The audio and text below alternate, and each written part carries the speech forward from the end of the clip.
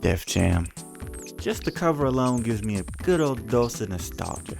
Brings me back to the days of waking up in the middle of the night while everyone's asleep and deleting my brother's save files on his PS2 memory card. Just for the fun of it. I was an evil child looking back on it. That's neither here nor there. Listen, I decided to replay one of my favorite games of all time and see what made it so damn unique and why I think it's the anomaly of gaming. Here's why.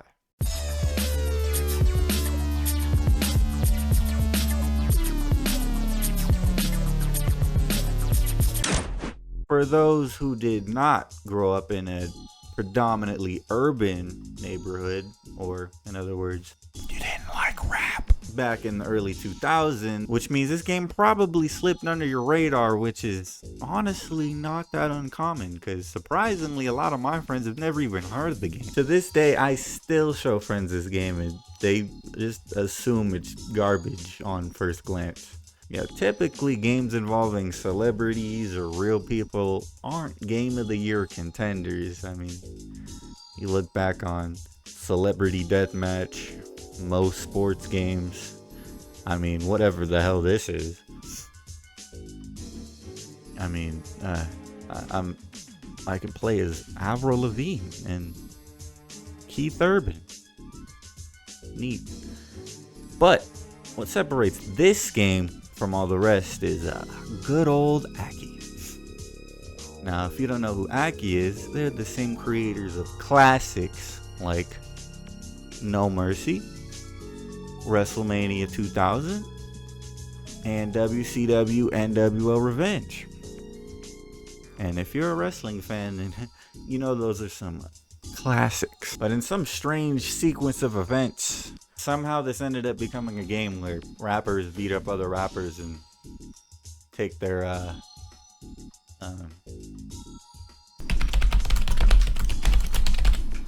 maidens. Now, this game has a very storied and undebatably better sequel, but I don't think this game gets enough credit. And to be honest with you, I think this game is aesthetically way more pleasing than Fight for New York. I don't even think that's a hot take, bro. Fight for New York's colors are dark and muddy. I'm sorry. I understand it's the aesthetic, but come on, man. Vendetta's unbeaten in that aspect. You got the orange, you got the cool red backdrop, you even got the backdrop behind the characters that signifies whether it's a real person or a fictional character, red or blue, respectively. The logos, the noises, just when you select between things, the soundtrack. The soundtrack. Now this is what separates me from the frauds. I'm a real fan. This is promotional material from back in the day that, little old me got a hold of somehow. Includes 2 songs from the soundtrack, which are both bangers if you haven't heard them. And, yeah, it's definitely a relic of history. No, that's enough about the soundtrack. Let's get into the actual game. The first thing you're greeted to when you boot up the game is the greatest opening to a rap album ever. Don't even come at me. This is the greatest intro ever made. Like, it literally encapsulates everything this game is going to be. Not only is it intimidating, not only is it DMX, it's hard as shit. If Mike Tyson used his theme song as his walkout theme, it's a banger. Now, you got your typical game modes, your exhibitions, your survival, your options, and this is definitely an early 2000s game. But enough about that, let's get on to the story. Even I, a Vendetta connoisseur like myself, I can't really defend the story up against Fight for New York. It's not even close. It's a serviceable story, but I mean, there's not too much depth to it. I mean, our character that we choose doesn't really have any personality traits, and our motivation throughout the whole thing is just bagging our ex from Kratos over there. And stare all you want, little man. I'm the one making her sweat now. Let's make this quick. And helping our broke friend financially by beating up other people and getting money, I'm assuming, from the fights. Which, speaking of, this man is extremely racially ambiguous. Now, hear me out. So let me get this straight. So for this game, they already had this voice set out for this character, which sounds like a white dude. Whoa, it's okay, it's okay. He's going in for me tonight. Man, I knew you wouldn't let me down. Not after everything we've been through together, right? Damn, bass is my life's a booming, Jesus disaster. Christ. That's just what he sounds like. I mean, he's literally voiced by a white guy. But now I'm getting a little ahead of myself, but in the second game, he's voiced by a clearly Hispanic accented fellow. Looking for a new tattoo? Let's do this. Get this 2-bit chump out of here. Which, by the way, is also voiced by a white dude. I mean, I don't know this guy's background, but I mean, come on. I'm just gonna go ahead and assume he's not Hispanic, or at least doesn't sound like that. But either way, that means they intentionally changed his voice to sound more ethnic. He literally voices the tutorial when you decide to do that. Red bar is the health meter and displays your remaining health. Whenever a character gets hit, the bar decreases. So clearly he was an important, integral part of the first game, but in the second game, where he's just a side character that has a tattoo shop, for some reason they felt the need to make him sound more Hispanic. I don't understand why they did that. Now, as the only human being on Earth that cares about a fictional side character's voice from a 2003 game where you punch Ludacris in the face, let's move on. Now, like any good fighting game, you get to choose your character. Now, you got your characters, you got your steels, you got your icebergs, you got your black clowns, you got your Confederates. We're gonna do this Confederate Style, boy. And you even got Drake. Yeah, in a game with rappers in 2003, Drake made it in. Let's go. Ooh, violent. Say that you a lesbian, girl, me too. Obviously not that Drake, but still an interesting backstory behind this character. This character is actually also in NBA Street, which is also an EA Sports big title. And it's just really interesting because I find it funny how if we made this generic character, we're getting our use out of him. His blazing move is even called Slam Dunk, and in his literal outro when you get beat by him, which, God, if you lost to him, you're a loser. He literally references basketball. Hope you on ball too, cause I kick your ass just the same. Which is just a little anecdote I thought was interesting because the production behind this game is really interesting to me, and I just don't think it gets talked about enough. Now, for the story, your selection is between these 4 randos, which they just kind of give you. Now, let's go through them. You got Briggs, token white guy of the game. And my theory, in which I think if they were to recreate this game into a blockbuster Hollywood film, I feel like they'd cast Briggs, let's be honest here. It just makes sense. I mean, he's the cool white dude going through the urban neighborhood. I don't know. I mean, cast choice. Probably Jack Harlow, let's be honest. Proof. Cool guy with the braids and the leather jacket that does a bunch of cool flips and stuff. And, yeah, I don't got much else to say about him. He's just the cool dude. I mean, he got some cool blazing moves and whatnot, but, competitively unviable, apparently. I didn't make this tier list. He's much better people at the game made this. Much more dedicated people. Growing up, I never picked him, but apparently he was a popular choice for other people, so that's on that. Seems like a nice guy. Spider, the guy I used to use back in the day. Now, the story doesn't give any of them any, personality traits, since they need to have them voiceless in order for you to choose the 4 different characters, because they weren't getting 4 different voice actors, let's be honest here. Now, for Spider, I genuinely can't even imagine a voice for him. He feels like a bumbling, quiet, strong man. I mean, that's what he is in the game. And technically, the only person who even talks in the game out of the 4 is Briggs. If you do your blazing move and he shouts. I mean, that's the closest you're gonna get. Yeah, Spider's just an angry bald fellow and a man of very few words. I liked him though. Tank. Good old Tank. Now, listen. I don't know if it was just me growing up, but this guy was easily the worst of the four in terms of just coolness factor. I mean, he's just the big guy. He's the token big guy with the hat and no drip. I mean, to me, he was the guy that was the least likely to even be in this scenario. I mean, pulling Christina Milian?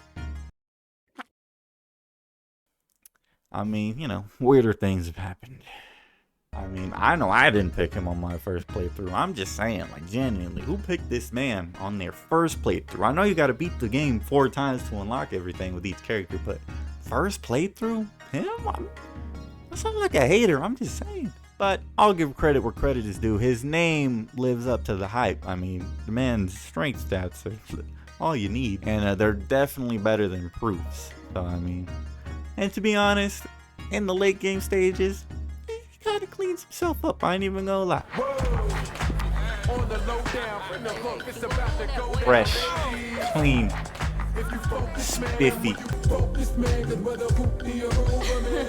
So, on my playthrough of this game, because I'm only beating this once, probably never again, just to retire it, you know, I played on the hardest difficulty, and I picked Tank. Because why not?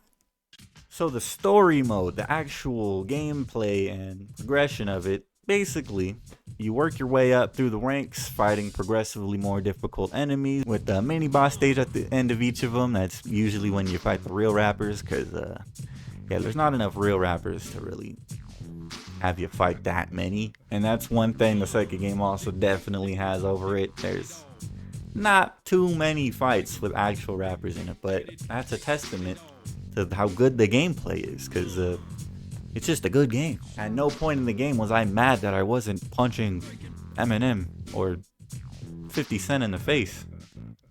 A headache and sketch will suffice. But here's where the game mixes it up a little bit. So between some of the venue fights, you get to choose between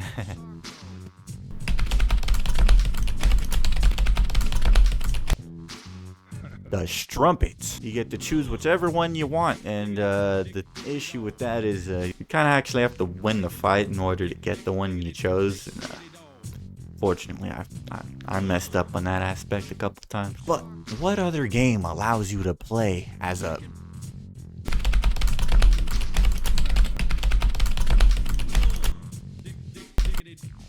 thought? Not many. Now, while at the time it seemed trivial and unimportant, looking back on it, the decision between which one you chose was actually incredibly important to a young, naive Darion.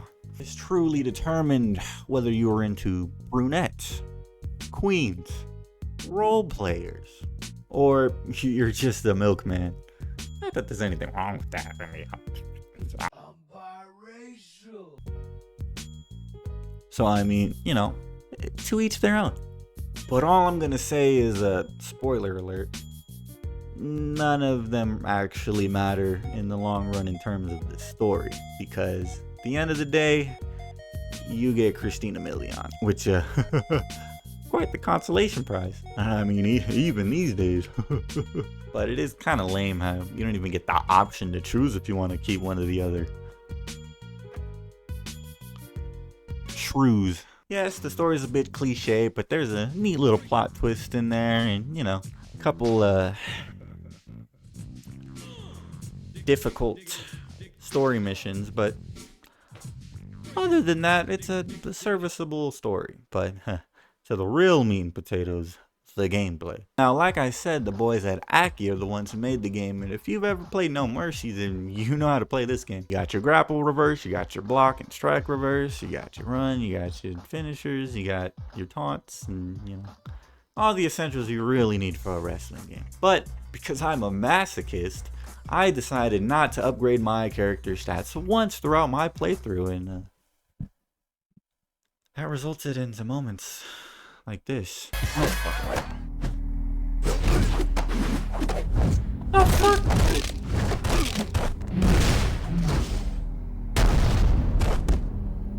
I break jaws for a living. That's my job.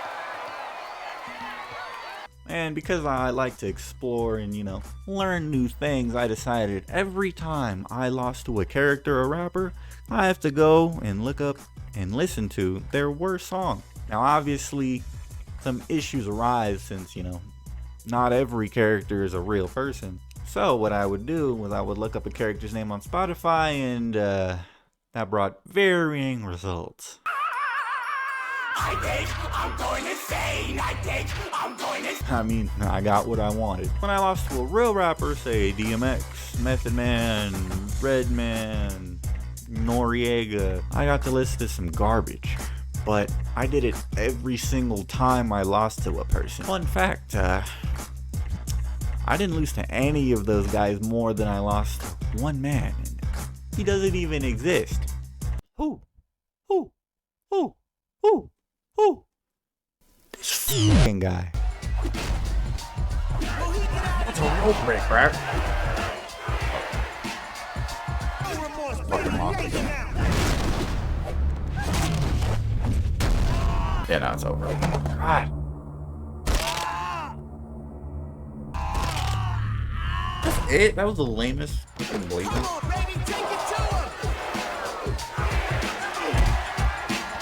Hey, go home to your mommy, pinche cabrón. Dude, I'm...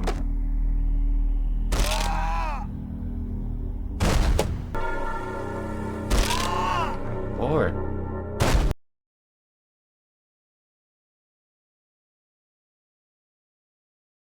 This mother Fudgesicle! man decided to put on black Air Forces and become a sentient being to make my life hell.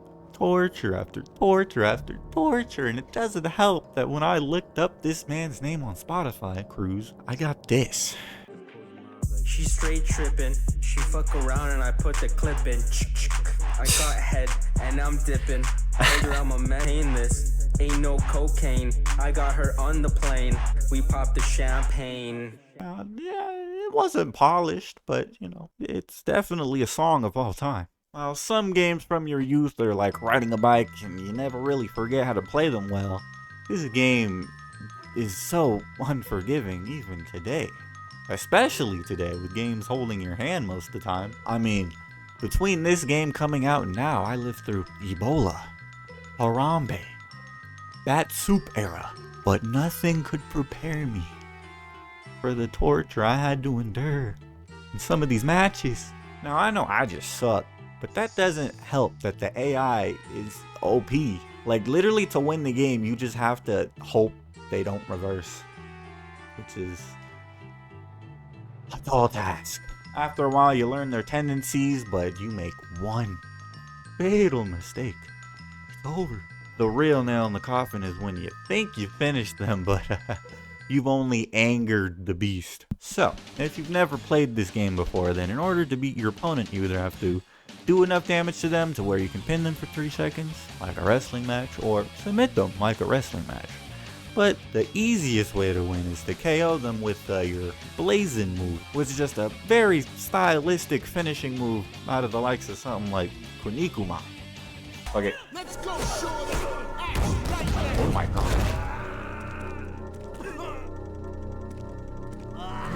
But in order to finish them with that move, you have to make absolutely sure that their health bar is in danger.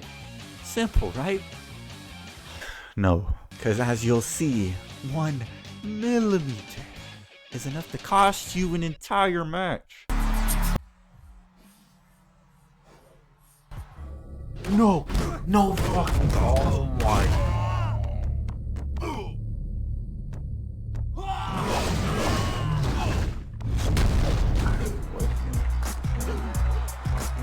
Oh my god.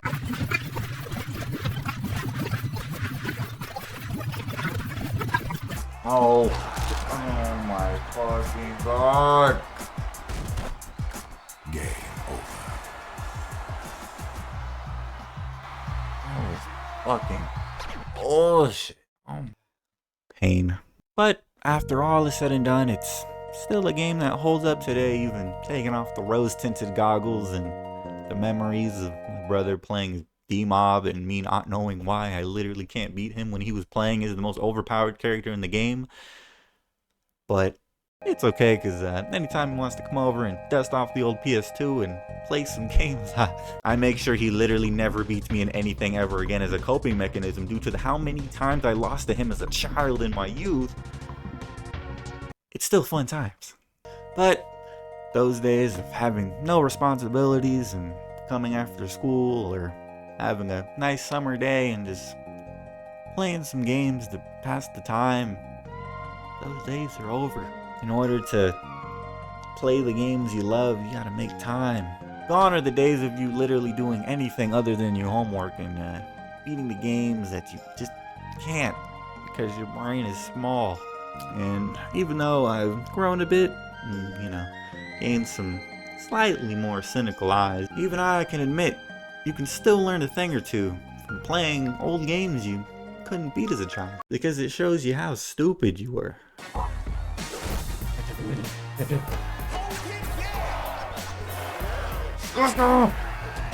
Oh my god, why was that so difficult? Bro, how long did that take me? That had to have taken me at least an hour. Like, actually. That took forever.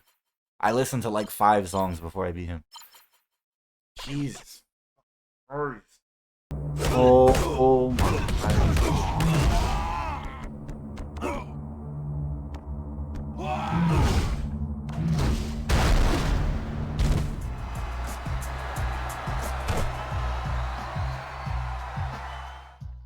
But one thing that I really learned from doing this is you should never take old stuff for granted. While new and greater things will keep being created and it's never gonna stop till we die, it's baffling to see how ambitious people from the past were. A game where the concept is taking rappers and putting them in a fighting game could be so simple yet so effective, and something that people are still rallying for to this day. But licensing issues and schedules and game development aren't easy things, so unfortunately this series is left at 2 games. 2 games.